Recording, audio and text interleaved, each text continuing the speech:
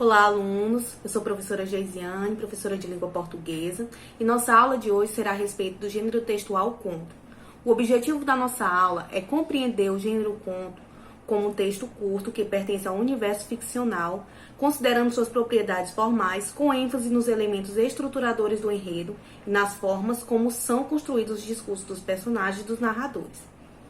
Antes de nós iniciarmos nossa aula, nós iremos revisar um pouco a respeito dos gêneros textuais, que foi o assunto da aula passada, certo? Onde nós falamos que os gêneros textuais são classificados conforme as características comuns que os textos apresentam em relação à linguagem e ao conteúdo. Existem muitos gêneros textuais, os quais promovem uma interação entre os interlocutores, ou seja, entre o emissor e o receptor de determinado discurso.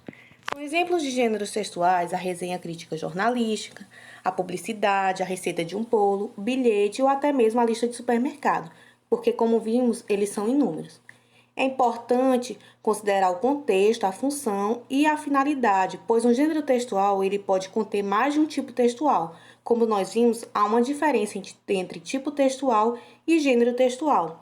Isso a gente tem como exemplo a receita de um bolo, que possui a lista de ingredientes, que é um texto descritivo, mostrando ali quais são os ingredientes para a preparação daquele bolo, e o modo de preparo, que é o texto injuntivo, que vai explicar e ordenar o leitor como ele deve preparar aquele bolo. Então, a gente pode ter vários tipos textuais dentro de um gênero textual. O gênero textual que nós iremos falar hoje faz parte dos tipos textuais narrativos, que refere-se aos textos que contam uma história, que possuem narrador, narradora, personagem, enredo, tempo e espaço.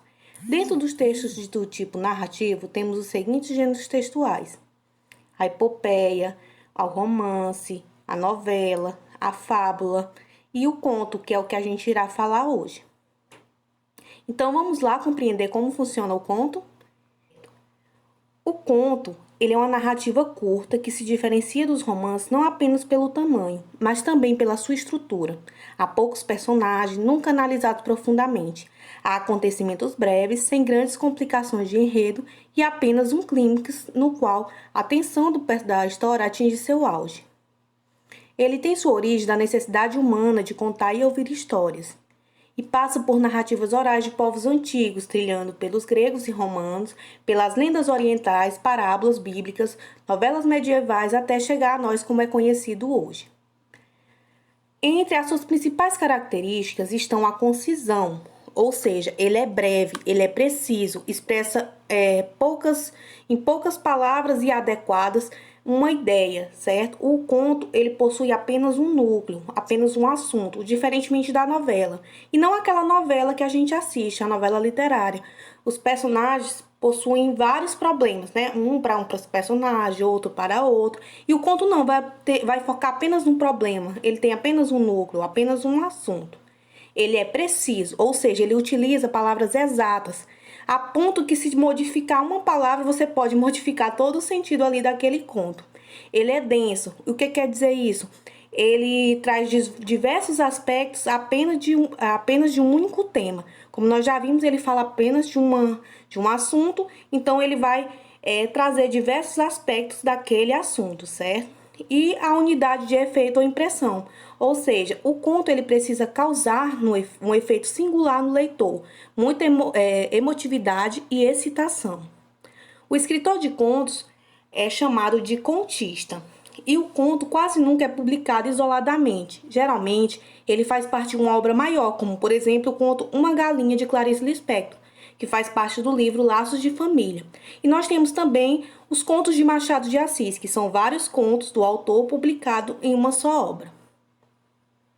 Nós temos os tipos de conto, que devido à necessidade de contextualizar a narrativa, os contos sofreram diversas transformações ao longo da história, originando os tipos: contos realistas, contos de ficção científica, contos populares, contos fantásticos, contos de terror, contos de humor, contos infantis, conto de fadas, entre outros. Mas como a gente vai classificar esse conto? Vai depender da temática explorada. Por exemplo, os contos de terror, eles narram histórias cheias de mistérios e suspenses. Os contos populares, eles narram histórias transmitidas de uma geração para outra. Então, aí, dependendo da temática que o conto explora, a gente faz a classificação deles. E a estrutura do conto? Ao escrever um conto, é necessário observar sua estrutura e as partes que compõem o enredo. O enredo, ele também é conhecido como trama ou intriga e tem a função de dar sequência narrativa e localizar o leitor em relação à sucessão de acontecimentos, dando ênfase à casualidade. Vamos ver um exemplo. O príncipe morreu e a princesa de tristeza foi viver sozinha numa velha cidade longe do castelo. Perceba que a ocorrência de uma sequência temporal e a ênfase que se dá à sequência de acontecimentos dá ao leitor a percepção de como a princesa se sentiu diante da morte do príncipe. Dessa forma, o leitor fica na expectativa do que virá adiante da narrativa. E a essa construção que conduz o leitor à imaginação e ao estabelecimento de novos sentidos, a gente chama de enredo. O conto ele é composto basicamente por situação inicial que evidencia a situação que dará início à narrativa, apresentando os personagens, o tempo e o espaço, além de descrevê-los. Nós temos também o desenvolvimento, que é nesse momento em que surge a quebra dos aspectos predominantemente descritivos e o conflito começa a ser percebido pelo leitor. Esse conflito ele resultará no clímax, o momento de maior tensão narrativa que nós veremos mais à frente. E a situação final, que é o momento do desfecho do conto, quando o conflito é resolvido, resultando na quebra ou confirmação de uma expectativa. Após evidenciarmos a estrutura básica do conto, é preciso considerar os elementos fundamentais que dão a ele uma boa estruturação narrativa, ou seja, as partes que compõem o enredo, que são o conflito, que se trata do momento em que ocorre uma oposição entre os elementos da narrativa, resultando em uma tensão que organiza os fatos. O conflito, ele instiga o leitor em relação à narrativa.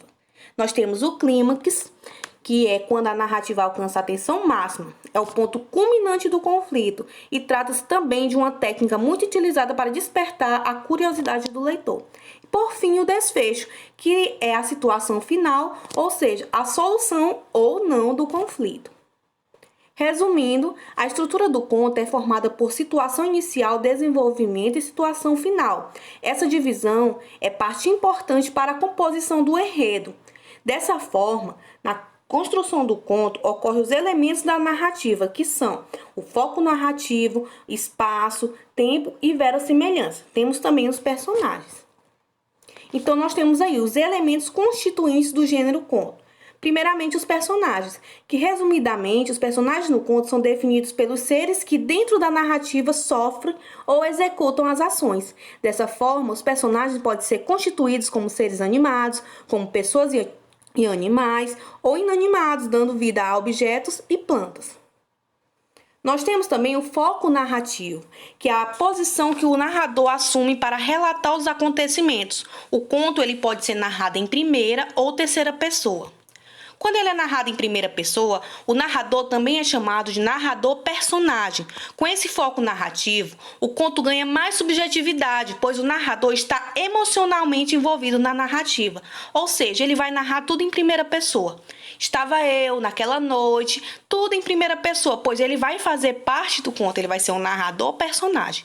E nós temos o narrador em terceira pessoa, onde o narrador não participa ativamente dos acontecimentos.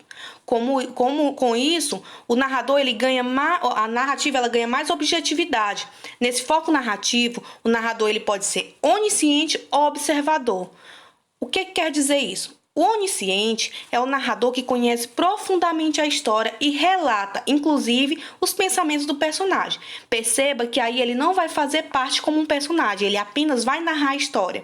E narrando a história, ele pode ser onisciente, que no caso ele vai conhecer todos os pensamentos dos personagens e profundamente a história, e ele pode ser um narrador observador, que não está a par de toda a história e relata apenas os fatos que vão acontecendo. Esse narrador ele não faz antecipações e nem intervenções, ele apenas relata a história. E os diálogos? Dentre os componentes da linguagem do conto, o diálogo é o mais importante de todos. Por quê? Está em primeiro lugar. Por ser dramático, o conto deve ser tanto quanto possível dialogado. Os conflitos, os dramas residem na fala das pessoas, nas palavras ditas, não no resto. Sem diálogos não há discórdia, desavença e sem isso não há o conflito e nem a ação. Quais são os diálogos? Os diálogos eles podem ser apresentados em discurso direto. No discurso direto, os personagens conversam entre si, usa-se travessões, além de ser mais conhecido e também predominante no conto. Como é que isso acontece? Vai ser a fala do personagem em si, que vai ser usado travessão para ele começar a falar, ou então ser colocado entre aspas. Vamos ver os exemplos. Os formados repetiam: prometo cumprir meus deveres e respeitar meus semelhantes com firmeza e honestidade. O réu afirmou: sou inocente. Então aí, no discurso indireto, a gente tem a falha propriamente do personagem, certo? E no discurso indireto, quando o escritor resume a fala do personagem em forma de narrativa sem destacar. Vamos dizer que o personagem conta como aconteceu o diálogo, quase que reproduzindo-o, e não reproduzindo como é no discurso direto. O réu afirmou que era inocente. Então, ali, o autor está falando que o réu afirmou que era inocente, não o réu falou, eu sou inocente. Percebam aí a diferença do discurso direto, onde os personagens falam, e no discurso indireto, onde o autor ele vai reproduzir a fala do personagem. Os formados repetiam que iriam cumprir seus deveres e respeitar seus semelhantes com firmeza e honestidade. Então percebam que eles não falaram, alguém falou que eles falaram. Esse é o discurso indireto. Nós temos também um discurso indireto livre, que é a fusão entre o autor e o personagem, primeira e terceira pessoa narrativa. O narrador narra, mas no meio da narrativa surgem diálogos indiretos da personagem, como que complementando o que disse o narrador. Olha o exemplo aí. O despertador tocou um pouco mais cedo. Vamos lá, eu sei que consigo. Então aí ele mesclou a fala do narrador com a fala do personagem. Amanheceu chovendo. Bem, lá vou eu passar o dia assistindo televisão. Então perceba que o discurso indireto livre há uma mescla aí da fala do narrador com a fala do personagem. E nós temos também o não muito falado monólogo interior, ou fluxo de consciência, que é o que se passa dentro do mundo psíquico do personagem, falando consigo mesmo.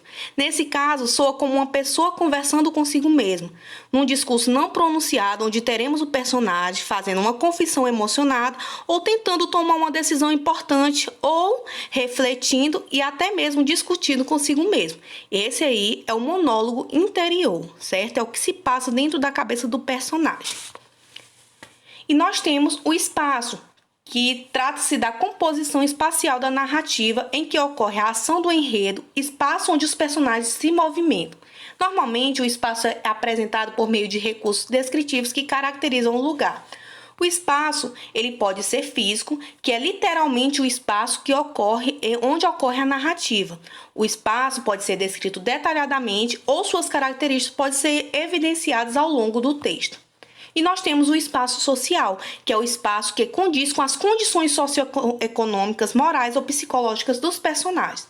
Esses espaços podem determinar a vida do personagem ou servir apenas de parte da composição da narrativa. E nós temos também outro elemento constituinte do gênero conto, que é o tempo, que indica a ordem dos fatos na história. O tempo ele pode ser cronológico, onde transcorre de forma linear, em relação aos fatos do começo para o final. Trata-se de um tempo que pode ser medido em horas, meses, anos e séculos. E nós temos o tempo psicológico, que é o tempo interior, que é aquele que ocorre com base na imaginação ou memória do narrador ou personagem e é marcada pelas sensações experimentadas por ele em relação a um determinado momento. Não é linear, pois os acontecimentos não ocorrem de forma natural. E nós temos também a técnica do flashback, que se trata de uma marca que consiste em voltar no tempo em relação ao que está sendo narrado. Ocorre quando o personagem ou narrador relembra um fato ou compartilha esses acontecimentos relembrados. E por último, e não menos importante, nós temos a verossimilhança. A verossimilhança possui o significado daquilo que é provável, ou seja, um universo possível de ser realizado dentro de uma narrativa ficcional, dando ao leitor a ideia de que tais acontecimentos são perfeitamente possíveis no mundo real. E, na verdade, não são. Por isso, o nome verossimilhança, porque não é verdade, mas é o que o autor quer transpassar para o leitor nesse conto. Agora, nós iremos ver um conto que será analisado na próxima aula. O nome do conto é Furto de Flor, de Carlos Drummond de Andrade. Nós teremos aí 3 alternativas, 3 questões para serem resolvidas, que vocês resolverão em casa e serão analisadas na próxima aula. E também deixarei um link na descrição, no qual vocês resolverão um questionário, que também será corrigido na próxima aula. E para finalizar, irei ler uma frase de Paulo Freire. Ninguém ignora tudo, ninguém sabe tudo. Todos nós sabemos alguma coisa, todos nós ignoramos alguma coisa. Por isso aprendemos sempre. Até a próxima aula, alunos, conto com vocês.